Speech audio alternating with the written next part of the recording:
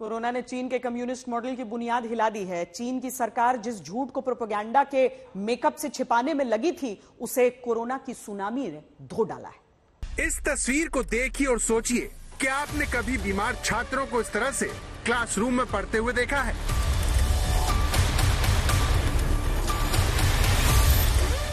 ऐसा सिर्फ चीन में ही हो सकता है, जहां बीमार बच्चों को पढ़ने के लिए मजबूर किया जाता है, भले ही उनके हाथ में ड्रिप ही क्यों न लगी हो। चीन और उसकी सरकार पर नजर रखने वाली यूट्यूबर और पत्रकार जेनिफर जेंग ने ये तस्वीर पोस्ट की है। ये तस्वीर और भी कुछ बताती है, जानकारी देती है कि चीन में हालात इतने खराब हो चुके हैं कि अस्पतालों में पैर रखने की जगह नहीं है। कोरोना के मरीजों का सैलाब आ चुका है, जिसने चीन के कम्युनिस्ट मॉडल को ढहा दिया है।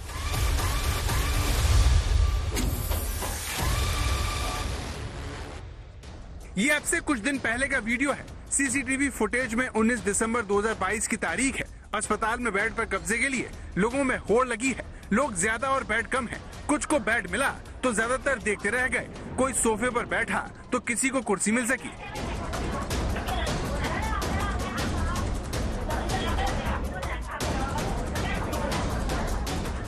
अब ये वीडियो देखिए, जो दक्षिण चीन के शेनजेंग का है। यहाँ सैकड़ों लोग इलाज के लिए कतार में खड़े नजर आ रहे हैं। ये वीडियो एक बाइक सवार शख्स ने बनाया है।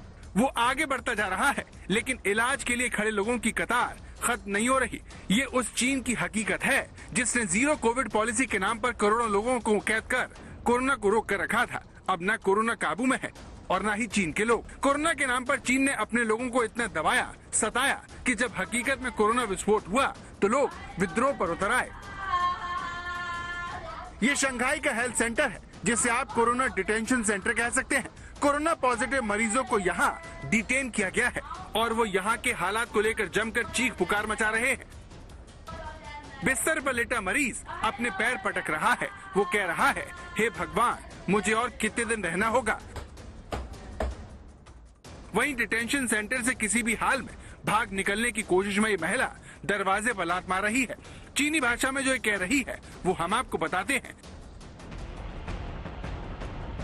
ये कह रही है, मुझे घर जाना है। ये चीन के राष्ट्रपति शी जिनपिंग से पूछ रही है, तुमने कहा था हमने कोरोना से लड़ाई जीत ली, तो फिर मैं यहाँ बंद क्यों हूँ? मेरे साथ ऐसा सलूक क्यों हो रहा है? मैं इतने दिनों से यहाँ बंद क्यों हूँ? मेरे पास खुद को स्वस्थ साबित करने के लिए कोई डॉक्टर नहीं है। क्या तुम मुझे इसी की सजा दे रहे हो? दरअसल बीजिंग और शंघाई में कोरोना का कहर बेकाबू हो चुका है। उसे काबू में करने के लिए चीन की नाकामी तमाम वीडियो के जरिए सामने आ रही है। शी जिनपिंग भले ही कुछ न कहें, लेकिन चीन की हकीकत अब बाहर आने लगी है। शंघाई देजी अस्पताल ने बुधवार रात अपने आधिकारिक वीचैट अकाउंट पर लिखा, इस समय शहर में 54,30,000 पॉजिटिव मामले हैं और साल के अंत तक 1,25 लाख लोग शंघाई में संक्रमित हो सकते हैं। अस्पताल ने वीचैट पर लिखा, इस साल क्रिसमस का दिन, नए साल का दिन और लूनर नए साल का दिन असुरक्षित रहेंगे। इस दुखदाई लड़ाई में पूरा ग्रेटर शंघाई इलाका ढह जाएगा और हमारे अस्पताल के सभी कर्मी संक्रमित हो जाएंगे। फिर हमसे हमारे परिवार संक्रमित हो जाएंगे। हमारे सभी मरीज भी संक्रमित हो जाएंगे। हमारे पास कोई विकल्प नहीं है, हम इससे भाग नहीं सकते।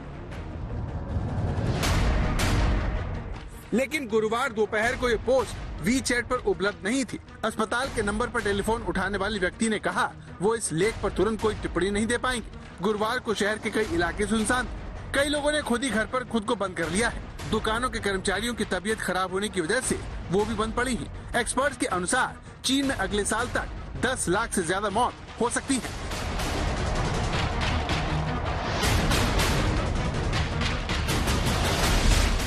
चीन में जीरो कोविड पॉलिसी का जबरदस्त विरोध हुआ और सरकार ने सभी पाबंदियां हटा दी, ये जानते हुए कि उसकी तैयारियां नाकाफी हैं। पिछले 3 सालों में चीन की सरकार का सारा जोर जीरो कोविड पॉलिसी लागू करवाने पर था। ये बताने पर था कि उसकी पॉलिसी सबसे बेहतर है, लेकिन इस दौरान कोरोना को लेकर कोई तैयारी नहीं की गई। इसी का नतीजा है कि अस्पताल में डॉक्टर और बेड से लेकर दवा तक की किल्लत हो गई है। शमशान पर लाशों का अंबार लग गया है। वहाँ पुलिस तैनात कर दी गई है।